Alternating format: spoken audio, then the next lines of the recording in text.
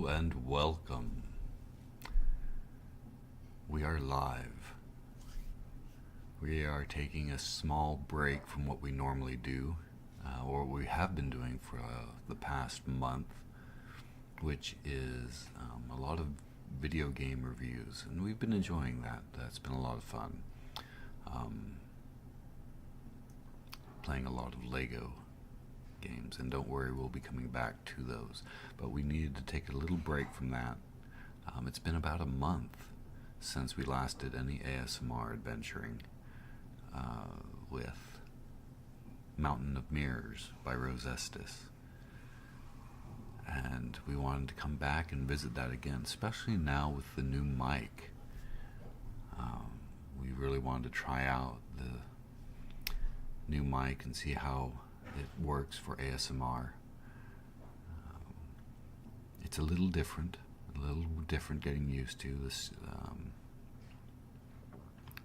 with a studio type mic versus kind of this performance stage mic that you really get up on. It's a little different for me, not being right up real personal with the mic. So it's just a little cognitive dissonance there. Am I getting picked up? I'm not close enough. But we'll keep going from there, and so that's why we have the overhead cam here going in the way. I have to kind of work around that. And we will be turning ons as we go over to the overhead. We will be changing our lighting just a little bit here, adding additional light, and it'll wash me out if you're watching this. We're going to change some of our lighting just a little bit and switch to the overhead so you can get the book that we are reading from, published in 1982 by TSR Hobbies, who owned and had the copyright rights to Dungeons and Dragons at that time. And I think TSR was the original publisher of Dungeons and Dragons, the game, the producers.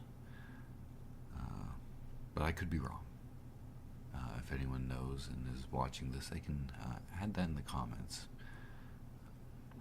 So this is book 3 in the Dungeons and Dragons Endless Quest series of books, Pillars of Pentegarn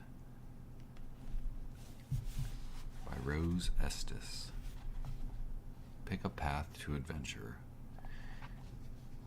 So here's a little bit of off the back, the summary.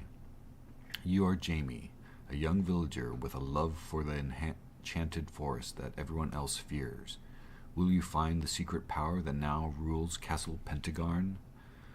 The paths you may take beyond the pillars are many, and the choices are yours. Only you can decide whether the wizard Pentegarn retains his kingdom.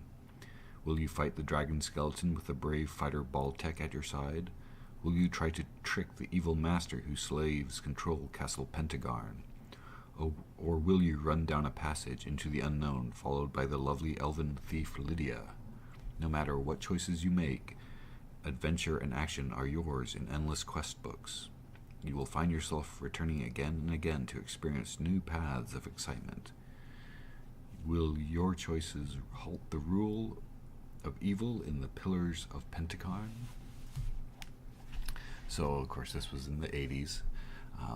Also, at the time, contemporary with this was, of course, the Choose Your Own Adventure was very popular at that time. And so you had a lot of different books that copied the same format of multiple choice ways of reading the book. And the Dungeons and Dragons Endless Quest were some of my favorites, just because I loved fantasy and science fiction, and that's what these books were. And these first few books by Rose Estes We're all Dungeons and Dragons fantasy based.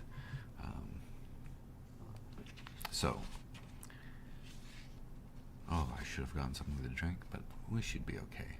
We should be okay. Pillars of Pentegarn by Rose Estes. Cover art by Larry Elmore. Interior art by Harry J. Quinn. TSR Hobbies. Of course, there is a dedication for my father who believed in me. This is Dungeons & Dragons Endless Quest adventure book. Between the cover of this book, you will find many paths to fantasy adventure. You can read this book many times with many different results, so if you make an unwise choice, go back to the beginning and start again. If we make an unwise choice too soon, we'll just go back to the previous choice and change that choice. We are not living in real life, so we can do what we want. There are many possible choices in this story. Some simple, some sensible, some foolhardy, some dangerous. You make all the decisions. Now, keep in mind, we are doing an ASMR reading live. So, will be unedited. This is, you could say this is scripted, but we are kind of unscripted. We don't know, we haven't read ahead and practiced. This is unrehearsed. And so there may be some mess-ups. I may make some mistakes. Please bear with me. I hope whatever you're looking for in this ASMR session, that you find it, whether it's some meditation, some background ambience, or just a friendly voice. So we begin. A scaly, bark-covered hand wraps its long, thin fingers around your shoulder. A wispy voice whispers, "Excuse me, friend. I need to tidy up around you." Your friend Tree lowers a branch and you climb on eagerly. You are always happy to rest in Tree's branches and watch your friends scurry about the forest. You are Jamie, a young villager living at the edge of a mysterious forest. Although people in your village tell tales of woodland terrors and ferocious beasts lurking in these woods, you have spent your happiest moments rambling through the forest, climbing Tree's craggy trunk, and playing with your friends Fox and Owl. While Tree's leafy fingers straighten flower stems and brush his knobby roots, you listen to him discuss a party of adventurers with Fox and Owl. "I thought them an exceptional group," Tree says. When they built their campfire, they gathered only deadwood. They did not break any of my branches, nor did they carve my bark. When they left, they put out their fire and cleaned their campsite." "Well, I think they're heading for trouble," says Fox. "I followed them when they left this morning. They went off towards the river, but then they backtracked and started towards the Pillars of Pentegarn." Owl gasps. "The Pillars of Pentegarn? Surely you are mistaken." "No way, Birdbrain," Fox snaps. "Do you think I have this nose for nothing? I can track anything, and their tracks aren't going to fool me. If I say they were going to the Pillars of Pentegarn, that's where they were going." There is a long silence. The Pillars of Pentegarn lie in the most frightening part of the forest. Not even the bravest creatures go there. "Hide," Tree said suddenly. "Fast! I see goblins coming up the path." You jump down and skitter under a bush. Owl flutters high into Tree's branches. Fox hides behind a rock, then changes his mind and runs for the forest. He's in plain sight when the goblins march into the clearing. Without pausing, the goblins throw their spears at Fox. He yelps and runs into the bushes. The spears miss him, but they thud solidly into Tree, whose breeze-like groans pass unheard by the monsters. "Missed," grunts one. "Doesn't matter. Fox tastes bad," answers another. "Don't care about taste. Hunting is funnest part." The largest goblin rips its spear out of the Tree, then drops to all fours and sniffs the ground. "Girl's scarf," it says, picking up a white kerchief. "They've been here, close now." The goblins crowd around their leader, pushing and shoving each other. Finally, the largest goblin pushes its way out of the crowd and runs down the trail towards the river. The others follow quickly. When the last goblin pounds down the path, you scurry out from beneath your bush and rush to Tree. He moans softly and his branches sway in pain. You inspect the wounds and plug them with wet, clean moss. The flow of sap slowly stops. Tree has calmed, and only an occasional movement of his branches tell you he suffers great pain. Owl climbs down as soon as you finish patching Tree's trunk. A goblin spear has pierced his left wing. "Do not be overly concerned," gasps Owl. "They just winged me." You remove the spear and carefully press a pad of moss onto the wound. Fox returns and inspects his wounded friends. "Wow, can you imagine what they'll do to those adventurers?" he asks. "I don't want to think about it," you say. "But you must," urges Tree. "If you don't warn them, they won't stand a chance. We must do something." "Don't look at me. I can't warn them," Fox says. "You're the only human I'm on speaking terms with." "Fox is correct," Owl says. "You are the only human I have met who talks to animals. It would be useless for Fox or myself to attempt to warn the adventurers. They would not understand us. You must warn them, Jamie." Now, if you watched any or listened to any of the previous ASMR adventuring with Dungeon of Dread or Mountain of Mirrors,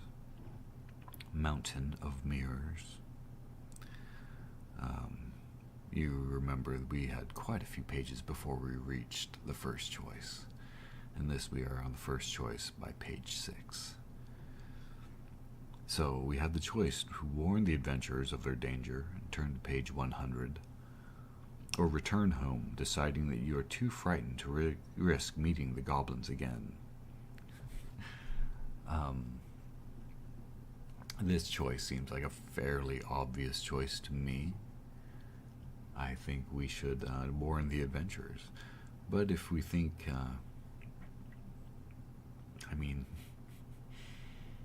I don't know why I'd always give you this choice of, do you want to go on the adventure? Or would you like to not go on the adventure? But I think for us, now, we will go and warn the adventurers. Turning to page 100. "I'll do it," you say. "I'll show you a shortcut to the Pillars," Fox volunteers. "Allow me to ride on your shoulder, Jamie," Owl says, "and I, too, shall accompany you." You hold out your arm, and Owl climbs up to your shoulder. Following Fox, you enter the forest. After 20 minutes, you come to a tall stand of ash trees. Brambles and briars grow entwined around the base of the tall, gnarled trees. You push your way through and see that the forest stops at your feet. The ground in front of you is a sickly burnt gray. Several large pillars rise like thick white fingers from the blackened earth. Their tops are broken and jagged, and huge pieces lie strewn about the clearing. An opening gapes near the base of the pillars like a missing tooth in a jack-o'-lantern. You see 3 sets of footprints leading into the opening. As you peer into the opening, a squeal breaks from the forest, and you turn to see the goblins racing from the tangles. Turn to page 24.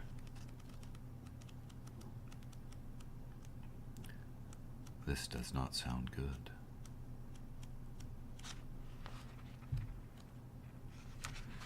Choking back your fear, you duck under the pillars and enter the darkness. Glancing back, you see the goblins hard on your heels. With the goblin cries echoing in the passage, you run as fast as you can, even though you have trouble seeing. Luckily, your long legs outdistance the goblins as you race down the corridor, but your breath soon rasps in your throat. You cannot last much longer without rest. As you round the corner, a crumbling staircase rises upward into the darkness. The passage splits at the bottom and leads both left and right. You lean against the staircase and try to catch your breath. Pressing your fingers against the stone wall, you feel ancient stone carvings under your hands. The cries of the goblins draw closer. Well, Featherhead, pants Fox, got any hot ideas now? Is my astute opinion that the carving moves under your fingers, and a section of the staircase opens without warning. You fall backward into darkness. Hey, Fox cries, wait for me! He slips through the opening. The wall quickly snaps shut, and darkness closes around you. The dark is thicker and more complete than you have ever known. Goblin feet pound up the stairway you are hiding under, and then there is a long silence. Finally, Fox says, I don't know how to tell you this, but we're not alone. That is correct, a deep voice says. Who's there, you demand, trying to sound brave. In answer, a burst of light fills the room. A wrinkled old man leans on a staff in front of you. He seems more ancient and frail than anyone you have ever seen. A bright torch-like light leaps from his staff. A young fighter stands on the old man's right, pointing his sword at you. His battle-scarred armor and bulging muscles tell you that this is not someone to anger. A beautiful elven maiden stands on the left. Bright red hair hangs to her waist. She wears carefully tailored leathered armor.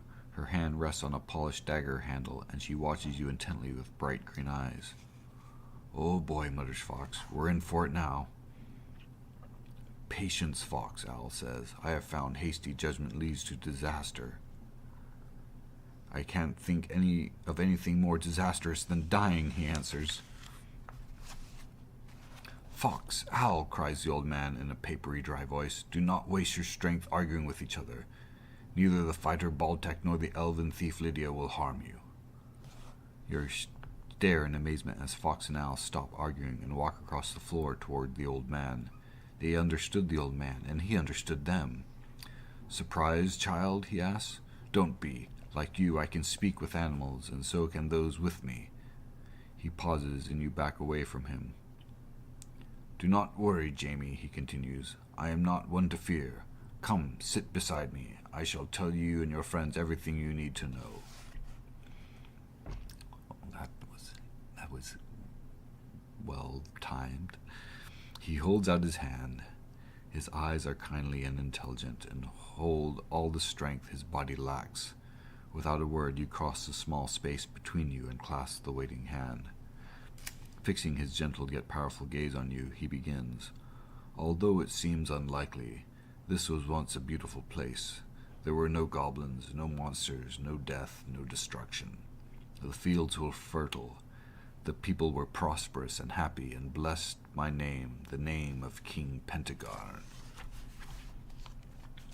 Although I was a wise and good king, I did not do it alone. I was aided by my great magical staff. It was given to me by my father, who had received it from his father before him, who had received it from his father before him. It contains the magic and knowledge of all those lifetimes. Unfortunately, in the hands of evil, it can be used with terrible results, as you see by this foul ruin. One night as I slept, a black fog covered the kingdom. By the time we discovered this was a magical fog, it was too late. It had cloaked the coming of the evil one. In the darkness of the magical fog, the evil master crept into my castle and stole my magic staff. When the sun rose, it could not pierce the black gloom. Most of my people fled in fear, and those who stayed to fight were killed by the black cloud. I fought desperately, but without my staff I was all but helpless. At last I neared total exhaustion. All about me was a ruin. I was forced to leave my own kingdom. Though I was too weak to battle my unseen foe any longer, I vowed I would return. Year after year I have returned, seeking to defeat the evil one and regain what is rightfully mine. This is my last attempt. The staff holds much of my strength, and without it I grow ever weaker. Yet if I die, there will be nothing to stop the enemy. He pauses, then adds, It must be stopped, and you must help me. The old man stares intensely at each of you. As his eyes lock upon yours, you feel deeply drawn to him. His mission becomes yours. You believe, as the old man does, that you can, that you must succeed. Pentegarn continues. The Master, as it calls itself, usually remains in the central tower. Between us and the tower are many halls, caverns, and passageways. They will be guarded by bands of goblins and skeletons, all of whom serve the Evil One. Although there are few ways to defeat the Evil One, I have a plan. A cube of mystic forces and a ring of spell turning lie hidden in the depths of the dungeon beneath the castle. I do not believe the Master possesses them. If we can get them, we stand an excellent chance of success. I don't agree with you. I don't agree with you, says the elf. Wouldn't it be better to sneak straight through? We can avoid discovery as well as fighting, and perhaps pick up some treasure along the way. I'm in favor of a fight, in favor of a direct approach, says the fighter. I suggest that we move slowly, from one area to the next, fighting when necessary.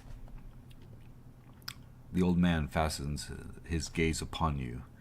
And you, little one, he asks in a soft voice, what do you think? Which of the ways would you choose? Me, you stammer? I'm just a kid. I don't know anything. Age has little to do with intelligence, replies the old man.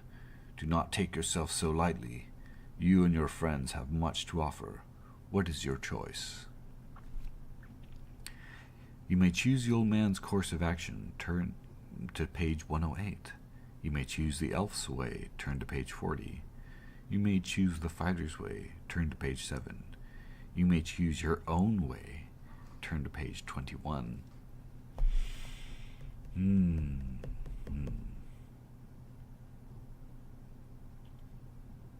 The old man has been at it for years now.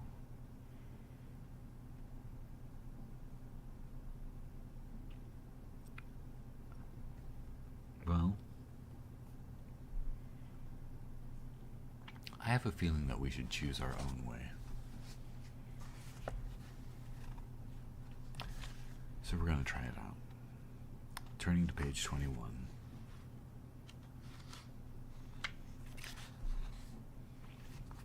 With all due respect, sir, you say nervously, do we have to go any of those ways? I'm not very good at fighting and bashing my way through things, and to be honest, this sneaking business doesn't sound very pleasant either. The thief flushes deep red and reaches for her dagger. Pentegarn puts out his hand and gently stops her action. Nor do I like the idea of going into a dungeon, you continue cautiously. If something went wrong, we'd be trapped under the earth. A shiver of fear runs down your spine. And isn't there some other way we could go? Yes, Pentegarn says hesitantly, I suppose there is. You could go over and through the ruins of my castle. It is a fairly direct route. Yes, we could do that. If you please, sir, that's what I would like to do. A good choice, child. I should have thought of it myself. We'd best get started. Holding the staff with both hands, Pentegarn taps the ceiling once, twice, 3 times. A section of it rumbles back to reveal the night sky. Away you go, says the fighter, boosting you through the opening. Soon, all of you stand outside the small hole. Pentegarn taps the ground gently, and the missing section falls neatly into place. Now, says the wizard, we have 2 choices. We can go into the Hall of Kings, or we can go through the tunnel into the Hall of Past Glories, through a secret tunnel into the Hall of Past Glories. Which shall it be?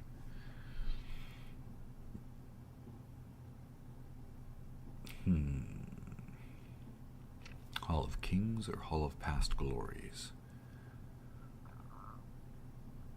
I think we should try the Hall of Kings.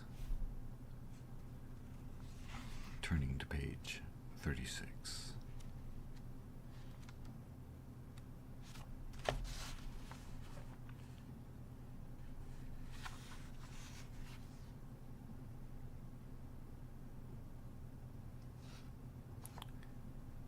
Okay. I choose the tunnel, says Lydia. You quickly cross to her side and say, "I really don't like being underground. Could we please choose the Hall of Kings? I know you'll understand, because even though you're as brave as Baltic, I bet there's something you don't like." At first, the thief glares at you, but her eyes finally warm. She smiles and says, "You're right. I can't stand bats. Just the thought of them makes my skin crawl. Let's go to your Hall of Kings." You are soon threading your way between the line of jagged pillars. They rise high into the night sky. "There used to be a roof connecting them," sighs the wizard. "It was really quite grand." Thick swirls of sand muffled your footsteps as you march towards the ruins of a large chamber. A set of double doors nearly 20 feet tall hang loosely on their hinges. "No need to knock," barks Fox. "Let's hope no one's home."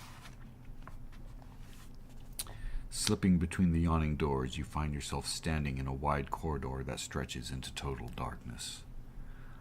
"The hall of my ancestors," Pentegarn whispers. "How grieved they would be to see their kingdom now." The rasp of steel on steel rings through the room suddenly. "Stand back," cries the fighter. "We are surrounded." You peer into the darkness, and you can barely see dozens of man-like shapes in the black room. "No, dear fellow," Pentegarn says. "Put away your sword. There is no danger from this quarter. I will show you." Pentegarn lights the room with his staff's flickering light, and you see statues stretching as far as along the hall as you can see. "Let me introduce my ancestors," says the old wizard proudly. You approach the figures slowly, and with a certain amount of dread. One by one, Pentegarn passes each figure and recites his or her name, telling of battles long past. The first Stone King holds a staff much like the one Pentegarn holds, a young and plain sapling with some carvings at its top. As you pass each king's statue, the staff grows and changes until it is a complex blend of beauty and power. As you stand in front of the last statue, admiring the beauty and power of the staff, Pentegarn says quietly, "My father." You notice with astonishment that Pentegarn's father wears an amulet that looks exactly like the one your mother gave you. You raise your hand to your chest, where the amulet still hangs under your shirt. Could it be the amulet Pentegarn's father wore? As if reading her thoughts, Lydia asks Pentegarn, "What is that necklace?" "That, my dear, is the amulet of power, a most wonderful device. Unfortunately, it was lost when the kingdom fell, and I have not been able to recover it. If I had it, our job would be much easier." You are about to reveal the amulet to Pentegarn. As you are about to reveal the amulet to Pentegarn, a crazed howling fills the hall. You turn to see two large wolves running towards you. The beasts have glowing red eyes and ugly white teeth. "Quickly," cries Hal. "There is not a moment to lose." Hearts racing wildly, all of you dash through the dusty darkness. The insane howling follows, lapping at your heels. You can see two doors ahead, one to your right and one to your left. "Which way, old man?" Lydia shouts. "A guardroom lies to the right and an antechamber to the left," Pentegarn gasps in answer. Lydia quickly presses her ear to both doors. "I hear scurrying in the antechamber, nothing in the guardroom." I think we should duck into the guardroom if we don't hear anything. Scurrying can't be good. So we are returning to page 88.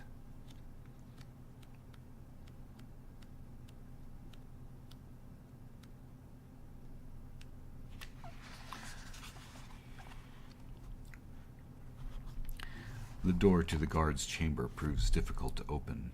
Muted grating noises echo through the room, the sounds of beams and rocks shifting. You all squeeze through the door quickly and it slams shut. "Quick, everyone," shouts Lydia. "Get away from the store." Seconds later, a thick cloud of choking dust fills the room. A loud roar shakes the floor. When the air clears, you see that the doorway is nearly buried under a mountain of dirt, rocks, and beams. Taking a deep breath of relief, you examine the room by the glow of Pentegarn's staff. Shields, swords, daggers, and other instruments of war lie about the room. "Here, kid, take this sword," the fighter says, placing a weapon in your hand. "I don't know how to use this," you say, trying to lift the heavy thing. "Forget the sword, kid," says Lydia. "Use this. I had one when I was your age." She places a small, beautiful dagger in your hand. You slide it into your belt. "I don't know how to use this either," you say, "but at least it's the right size. What do we do now?" "We can open the door on the right and slip into the council chambers," Pentegarn says. Where Lydia heard the rustling and scurryings, owl croaks, or we can venture into the alchemist's room, Pentegarn says. "I seem to remember, too, that there was a door to the antechamber hidden on this side of the wall, but I can't remember where." "Two choices are enough for me, wizard," says the fighter. "Any more than that confuses me." So, do we enter the council chambers, or do we go into the alchemist's lab? I think I would like to try the alchemist's lab.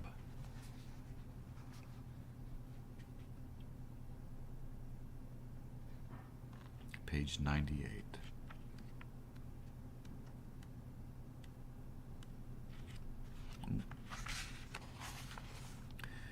"This is my favorite room," says Pentegarn. "Let's see if we can find a few useful trinkets lying around." He looks about and picks up a fancy crystal bottle. "Excellent," he says, shaking the bottle and peering into it. "I wonder if there's any left. It's so difficult to tell with invisible potions." The wizard places his finger over mouth of the bottle and tilts it. The finger disappears. "Wonderful, wonderful," cries the wizard. "I was so afraid it had evaporated." "What happened?" you cry in alarm. "Nothing to worry about, child," Pentegarn reassures you. "This is essence of invisibility. It could come in quite handy. But I will have to be careful not to break the bottle. I don't want to disappear quite yet." "If you found that," says Lydia, "I bet you could find other magic things too." "You're right, Lydia. Maybe I could find something magical for you. But the materials in my workshop have been here for centuries, and many of the ingredients have become unstable. It would be dangerous to use them. So you must decide what you wish to do." So if we wish to conjure forth another magical item, risking the possibility of a magical accident, turn to page 90. If you want to continue on this course without trying to manufacture more magical items, turn to page 23. Well,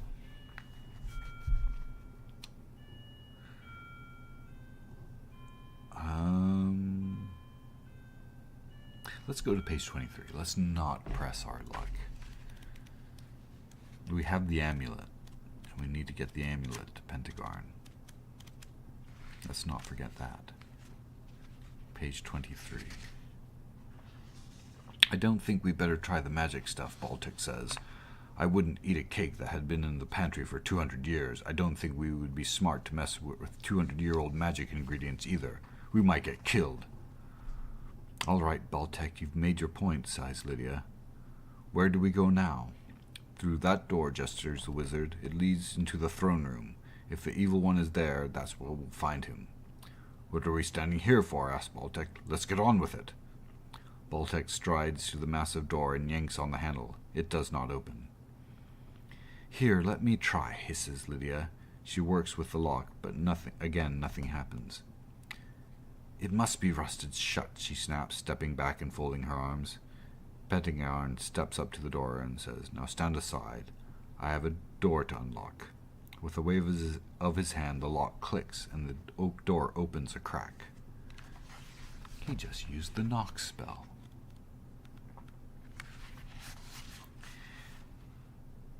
"Here, let me splash a little fluid of invisibility upon us," says Pentegarn. He fumbles through his robe, searching for the container. "Are you sure it'll work?" Baltic asks anxiously. "How long does it last?" Lydia asks nervously. "It will work just fine," the magic user says reassuringly. "It will last long enough for us to accomplish our mission." The wizard carefully pours several drops of the liquid onto the tongues of Lydia and Baltic. They disappear into thin air. "Not bad at all," says Lydia gaily. The voice is directly in front of you, but you see nothing. Suddenly, invisible fingers dig into your ribs and tickle you. Stop it! I hate being tickled," you scream. Trying to escape the persistent tickling, you roll across the dusty floor and bump into Pentegarn. You hear a tinkle and a poof. Gasping, you open your eyes and see Pentegarn wringing his hands. He looks down at the floor glumly. "I had just sprinkled Fox and Owl when you bumped me," he frets. "I dropped the vial and it broke. Fox got a double dose, and I'm afraid there's nothing left for us." "What does that mean? I'm this way forever?" yaps Fox. "We could not possibly have such great fortune," Owl says. "No, it's not permanent," says the wizard, "but this accident might alter our plans considerably. Maybe we should go back and choose another path." You can go back to the secret room under the stairs and pursue another course of action. Or you can continue this course of action and take your chances. We still have the amulet. And Lydia and Baltic are invisible. I say we take our chances. Turning to page 43.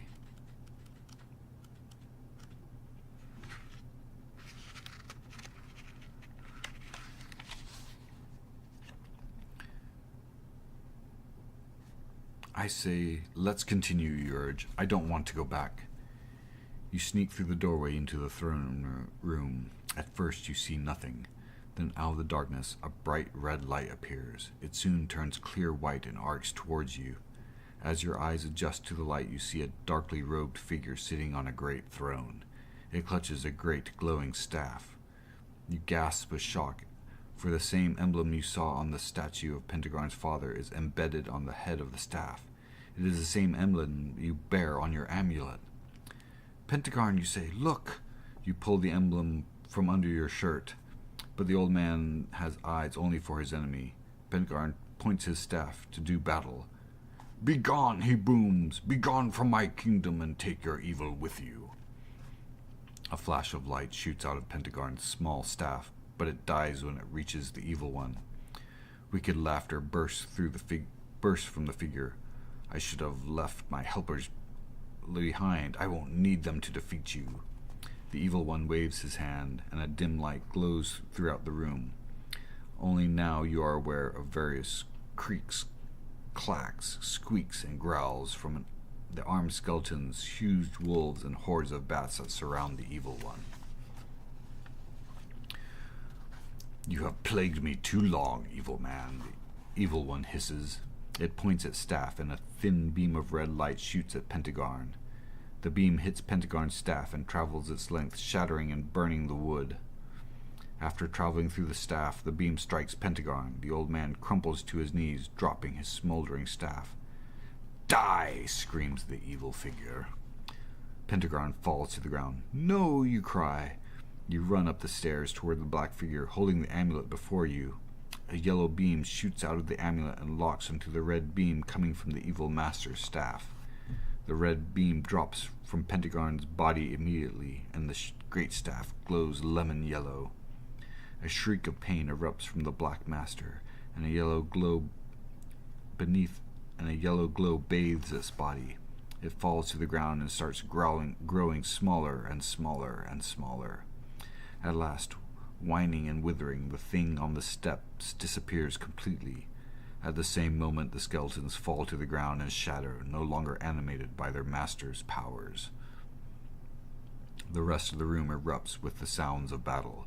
The wolves and bats battle Baltic and Lydia, who become visible with their first attack. Suddenly you realize you are holding the Staff of Kings. It glows with a pale amber light that fills the large chamber. You point the staff in the direction of the fight, and a great light blinds you. When you can see again, the wolves and bats have fled, and Baltic, Lydia, and Pentegarn kneel at your feet. "Please, sir, don't do that," you say. "Take your staff back." Pentegarn rises to his feet. Tears run down his cheeks, but he smiles with joy. "It is not my staff, dear child. It is yours. The blood of kings and queens flows in your veins.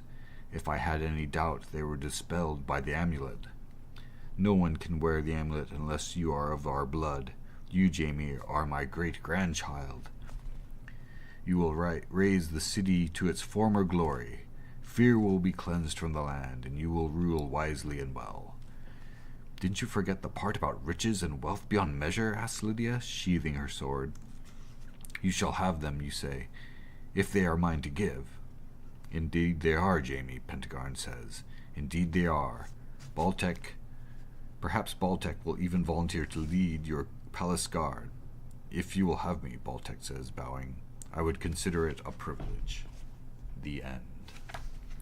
Okay, so that was a very a good ending, a pleasant ending, without too much fighting or battles. But probably there are quite a few different endings I remember in this that feel like the climactic ending, the championship ending. This is one of them. In both Mountain of Mirrors and Dungeon of Dread, it seems like there is like one particular ending that is like the championship, the climactic ending. But it seems in Pillars of Pentegarn we have multiple of those. And I feel like that was one of them. And that was one of them, where Jamie becomes the king, where you are Jamie and you become the new king or ruler of the land. You know what we forgot to do? We'll do it at the end.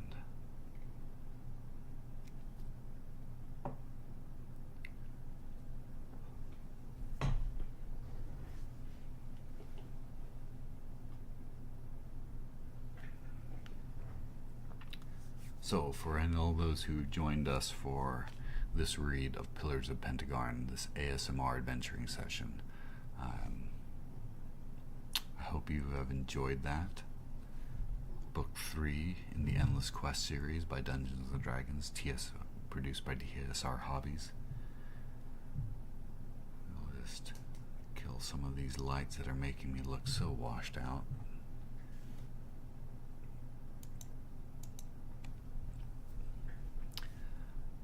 And I hope you've enjoyed that. If you have enjoyed this content, this ASMR, please hit that like button. And whoa, come on, Cam, focus up. If you enjoy this, please hit that like button. Share this video. Subscribe if you haven't. We do ASMR. We also do video game reviews, plug-and-play reviews, computer builds, Lego builds, and other things. Basically, I do what I want. It's my channel. But we try to do things that resonate with you, and so sharing and liking, commenting, letting us know what is going on, if this content is landing, really helps. So, and with that, stay tuned for more. We plan on some more streams before this week before today is over. So stay tuned. Until next time, I am Archimedes, signing off.